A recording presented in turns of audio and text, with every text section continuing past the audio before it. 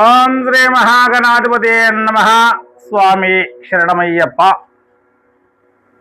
ఈ వార రాశి ఫలాలు కార్యక్రమానికి భగవద్భక్తులందరూ కూడా స్వాగతం.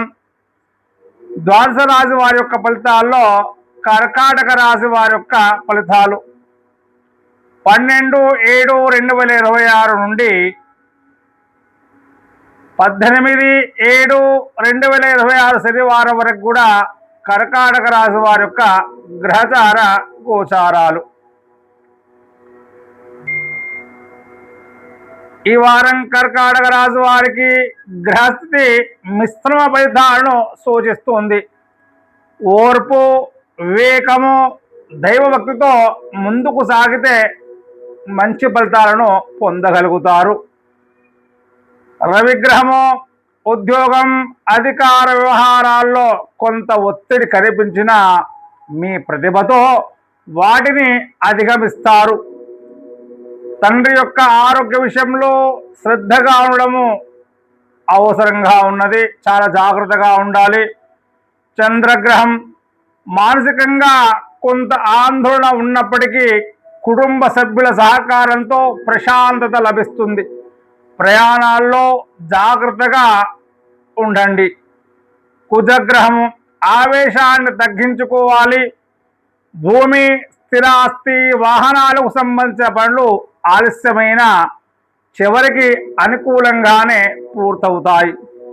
బుధగ్రహం విద్యార్థులకు, వ్యాపారులకు మంచి అవకాశాలు వస్తాయి. కొత్త ఒప్పందాలు, కమ్యూనికేషన్ ఇంటర్వ్యూలో విజయావకాశాలు ఉన్నాయి. గురుగ్రహం ఆర్థిక పరిస్థితి మెరుగుపడుతుంది. పెద్దల యొక్క ఆశీర్వాదం, గురుకృప లభిస్తుంది. శుభకార్యాలపైన చర్చలు ప్రారంభమయ్యే అవకాశాలు కూడా కనిపిస్తూ ఉన్నాయి. శుక్రగ్రహం దాంపత్య జీవితం సానుకూలంగానే ఉంటుంది.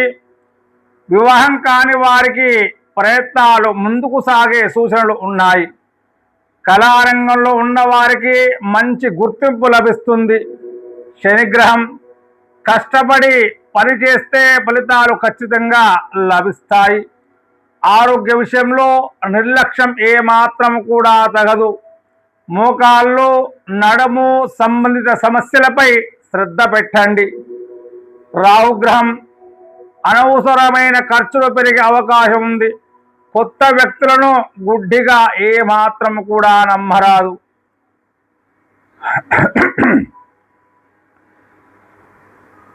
పెట్టుబడులు పెట్టే ముందు ఒక్కసారి ఆలోచించి మరీ పెట్టుబడి పెట్టడం శుభదాయకం. కేతుగ్రహం ఆధ్యాత్మిక ఆసక్తి పెరుగుతుంది. దేవాలయ దర్శనాలు, జపాలు, ధ్యానం చేయడం వలన మానసిక ప్రశాంతత లభిస్తుంది. ఈ వారం అనుకూల రంగులు తెలుపు, వెండి రంగు. అనుకూల సంఖ్య 2, 7. అనుకూలమైనటువంటి రోజులు సోమవారం, గురువారం. ఈ 2 రోజులు కూడా కర్కాటక రాశి మిత్రులందరికీ కూడా అనుకూలమైన రోజు.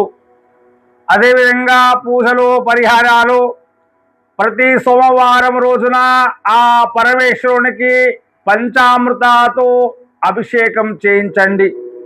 ఓం నమశివాయ అనే పంచాక్షర మంత్రాన్ని వీలైనన్ని సార్లు జపిస్తూనే ఉండండి. నవగ్రహాల వద్ద నువ్వుల నూనె దీపం వెలిగించండి.